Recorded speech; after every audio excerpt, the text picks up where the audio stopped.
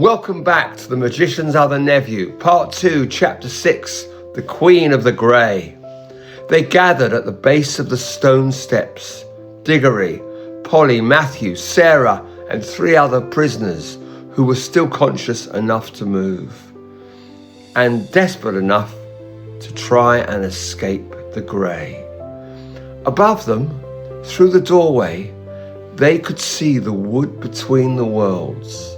Green light, living light, the light of a place where time moved properly and one could still be without fading, without grey. The moon vase, Matthew said, and his hands were tapping again, though more slowly than before. Pour it as we go through. It will seal the passage behind us. Nothing will be able to follow. They began to climb the stone steps, old legs and young legs, legs that had not climbed anything in decades. And then the grey shifted. It happened without warning, a grey shudder that passed through the entire space. It was as though the world itself were drawing breath. The greyness began to move, flowing and gathering like storm clouds forming. "She's coming," Matthew said quietly. "I told you she'd want to see." The grey coalesced at the base of the steps between them and the doorway to the wood. It thickened and darkened, taking on form and substance, a woman, tall and terrible, her features shifting and reforming as though she couldn't quite remember what she had looked like when she was alive. She looked like Jadis, Diggory realised with a shock. The same height, the same proud bearing, the same terrible beauty. But where Jadis had been cold as winter, Seris was cold as the grave. "Kirk," she said, and her voice was the sound of wind through dead branches. "After all this time." She was looking at Matthew. And then her gaze shifted to Diggory. "2 of them," she whispered, "2 Kirk brothers." Her form flickered with uncertainty. "Which of you is the one who will wake my sister?" "He is," Matthew said quietly. "Diggory, my younger brother." Seris's eyes snapped to Diggory, and the grey around her blazed with sudden light. Cold light, light that burned without warmth. You are the one who will wake Jadis?" Diggory met her gaze. "I already did," he said. 55 years ago, I found her in Charn, and I woke her. I brought her to Narnia, and she's dead now. Truly dead." The silence that followed was absolute. Seris became solid, fully, terribly solid. A woman who had been trapped and alone for longer than human history. "You woke her?" she said. Each word fell like a stone. 55 years ago? Yes. The grey erupted. It surged upwards, a wave of ash-coloured rage that crashed against the steps. And it sent frozen figures toppling like statues in an earthquake. Seris's form grew, it stretched, it became something monstrous, all fury and ancient grief made manifest. 55 years she was free?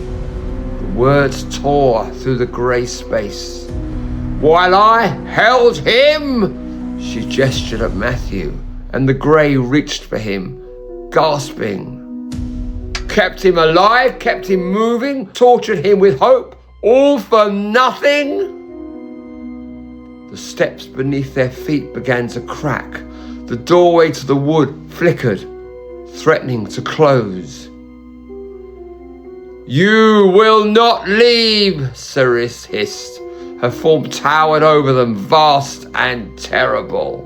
If my sister had 55 years of life she should never have possessed, then I will take 55 years from you. From both of you. I will freeze you here as I froze him. And you will watch each other fade. And you will know what it means to waste a lifetime on nothing. The grey pressed in from all sides. Diggory felt his legs going numb. Beside him, Polly gasped as the cold began to take her. And Matthew stepped forward. His hands were still tapping, tap, tap, tap, as he walked down 3 steps closer to the Queen of the Grey. Do you know what kept me alive? He said quietly. Seris turned her monstrous gaze on him. It wasn't hope of rescue, Matthew continued. I gave that up after the first decade. It wasn't even the 3 taps really, though they helped. Tap, tap, tap. What kept me alive was this. Every day I chose to let go of hating you. Every single day. You should have hated me, Seris said, and her voice was suddenly small. I deserved your hatred. Yes, Matthew agreed, you did.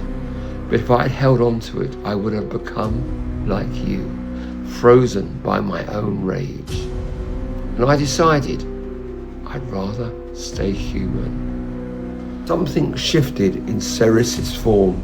The monstrous size began to collapse back into the shape of a woman. Human, she repeated. Human. The word sounded foreign in her mouth, as though she'd forgotten what it meant. Matthew climbed down 1 more step.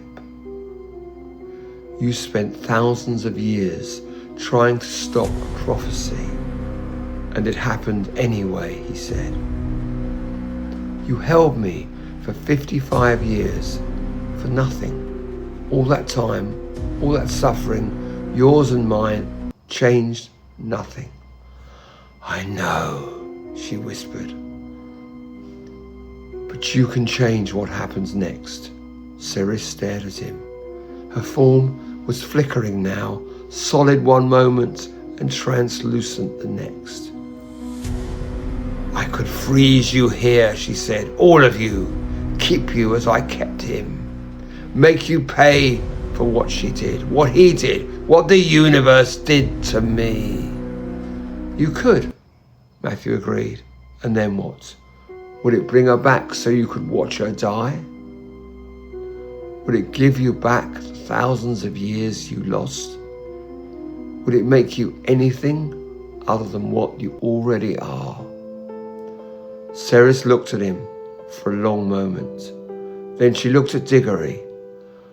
When my sister died, she said quietly, was she afraid? Diggory thought of the stories he had heard, of the final battle, of the great lion's roar. Yes, he said, I think she was. Very. Seris was silent. The grey around her head had gone still, not pressing, not grasping, just waiting. Then perhaps she whispered, that is enough. The grey pulled back, the pressure on their legs released, the doorway to the wood steadied and brightened. Go, Seris said.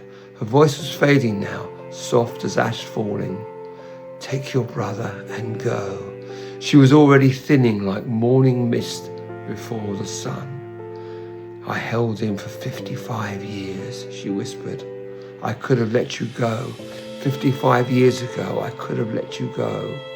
She looked at Matthew one last time. You were never supposed to be here at all. I know, Matthew said, and then very quietly, I forgive you. Seris stared at him, fragments of grey peeling away from her form like ash from a dying fire. You shouldn't, she whispered.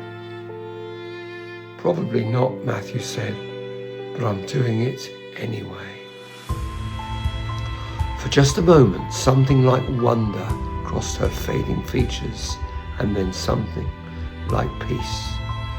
Diggory Kirk, she said, her voice barely audible now. When my sister died, was she afraid? Diggory nodded. Yes, I think she was. Something like a smile touched her disappearing face. Good, she whispered, and then she was gone. Next, chapter 7, The Door Home.